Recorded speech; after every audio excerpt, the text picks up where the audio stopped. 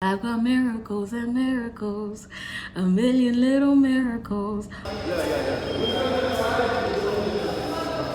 One thing I've realized, see, leave it in God's hands, because there was no way we could have actually planned this, but every time I prayed about it.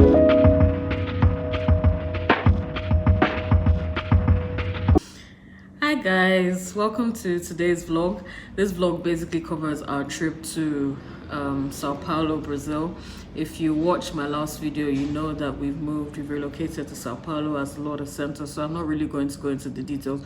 All the details are in the last video, but you know, this really covers. I tried to vlog the trip, although I didn't do as much personal filming as I wanted to because it was stressful. Right from the Nigerian airport, again, we shared the details in the last video, so check out the last video. But right from Nigerian airport, you know, the stress started from there. So I didn't film as much as I'd have liked to. I didn't take any personal videos of me talking as much as I'd have liked to. So I just decided that with the footage I have, I will basically talk you guys through.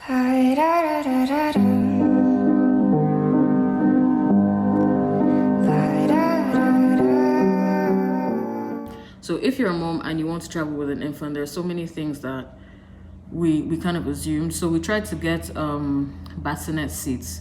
We tried to get bassinet seats. We tried to get the extra legroom seats. And when we booked the ticket at the time, we were told that because obviously we had an infant with us, we'd get those seats for free. So we didn't budget for that.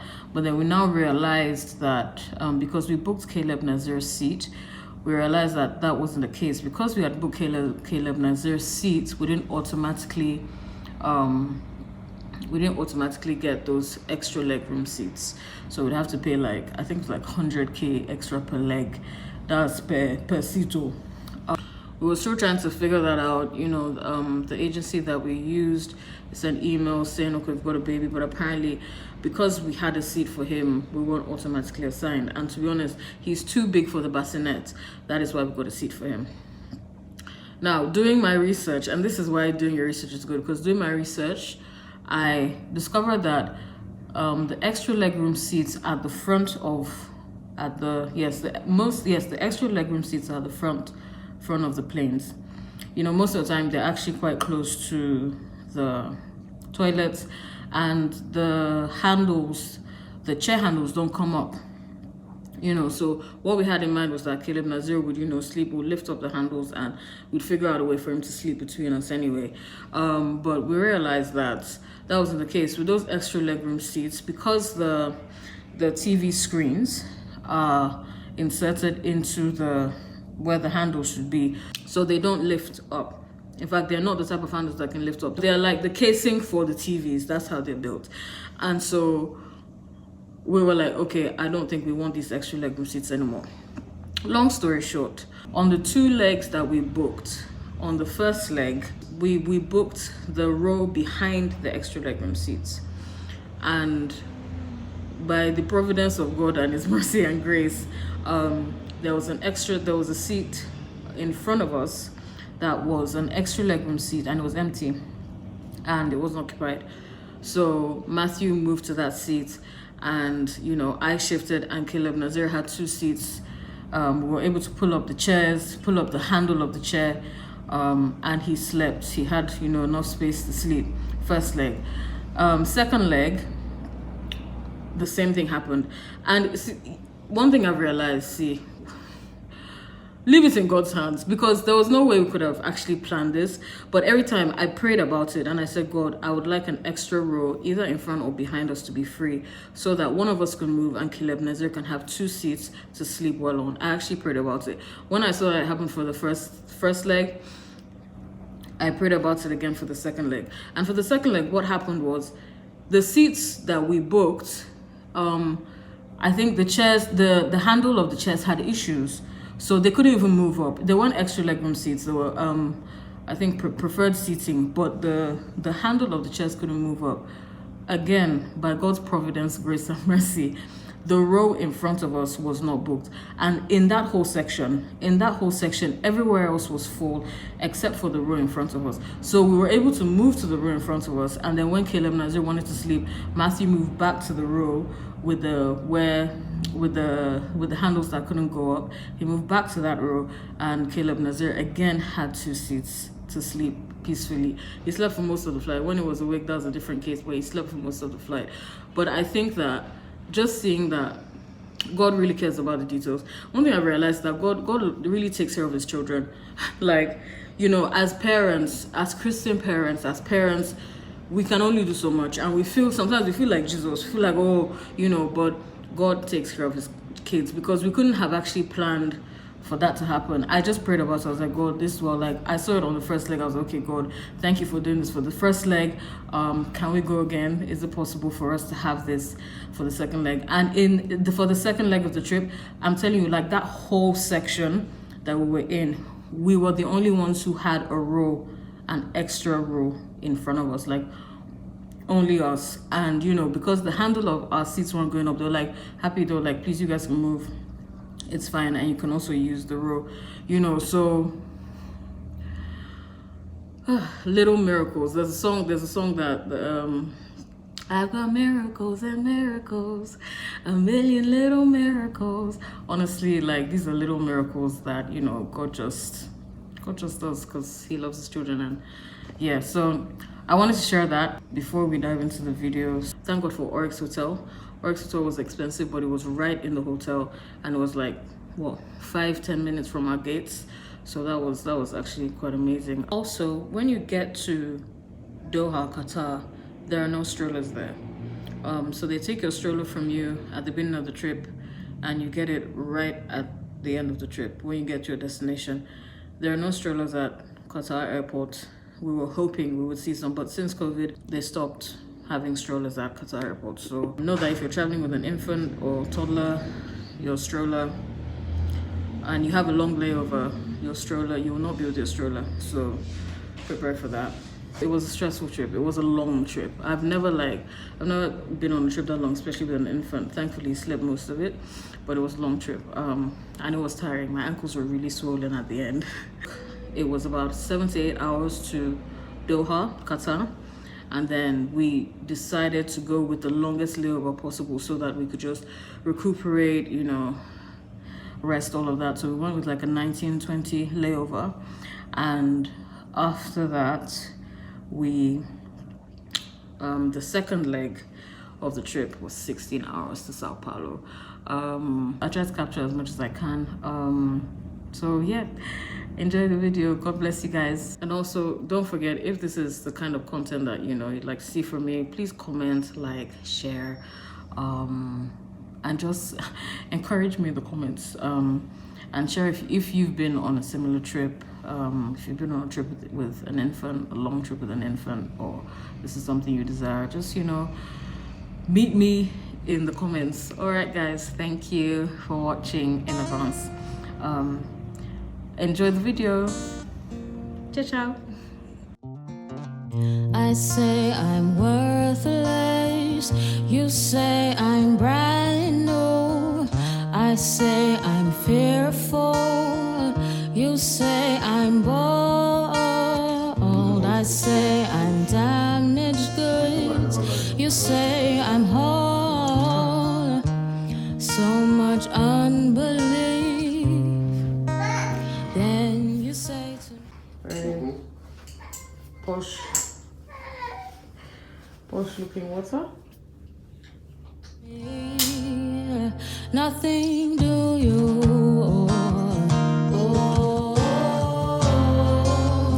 Nothing do you.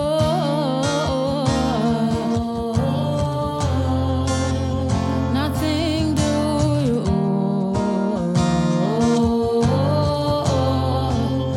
Nothing do you.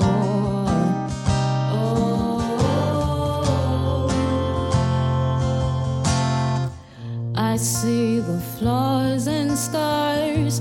You see a work of art. I see the guilt and shame. You see the blood. I see the obstacles, you see a stepping stone. So much unbelief. Then you say to me, nothing do you owe. Nothing do you owe. Are you so excited? Nothing do you owe. Nothing do you owe.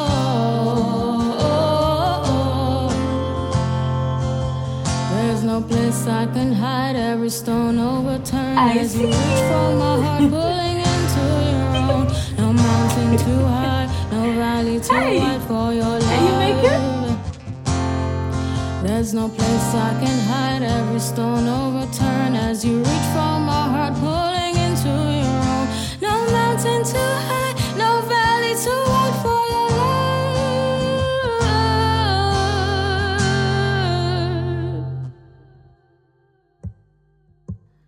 Nothing do you owe. Nothing do you owe. Nothing do you owe. Nothing do you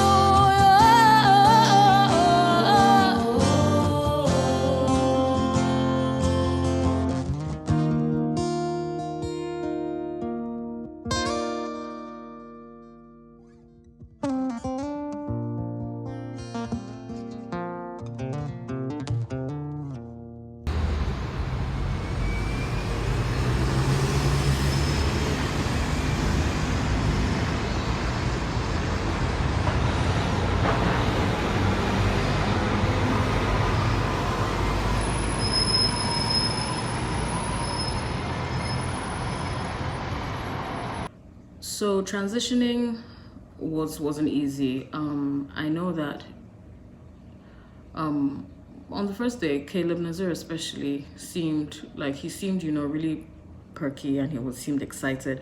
But I think then he realized that we weren't going back home, and where's his grandma? My mom used to live with us. The help used to play with him a lot. So where's his grandma? Where's happiness? And I think he realized that, okay, this is a whole new life. So for like 4 or 5 days, it was really, really difficult with him.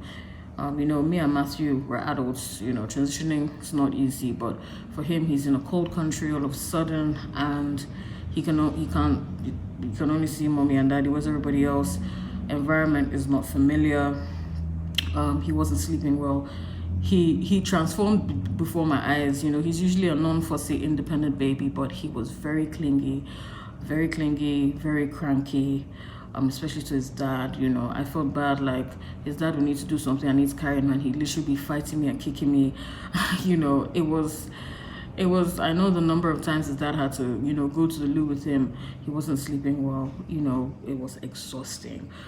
But the next video shows when he kind of settled in, and we had our first chilled, easy morning. So yeah. Yeah.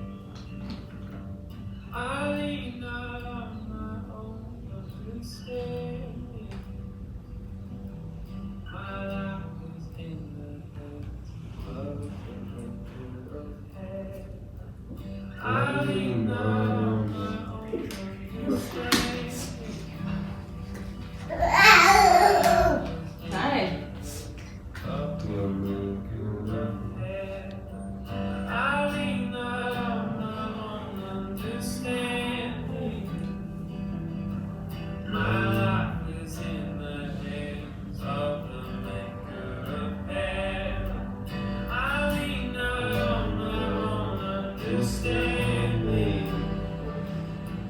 My life is in the hands of the maker of heaven. I give it all. I give it all to you. Stop trusting that you make something beautiful out of me. I give it all to you, God. Trusting that you make something beautiful out of me.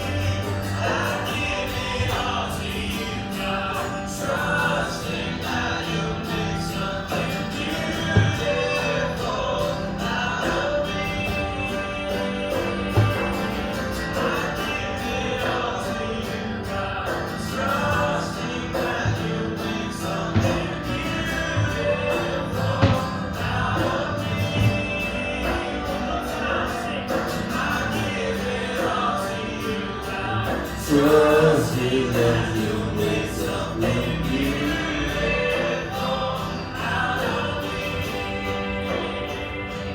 I will climb this mountain with my hands wide open. of the Holy Spirit that differentiates you. The Holy Spirit cannot testify about you.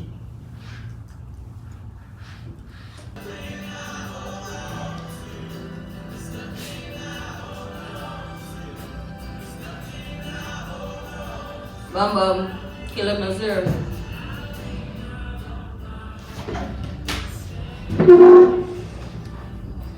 Your fingers are so dirty.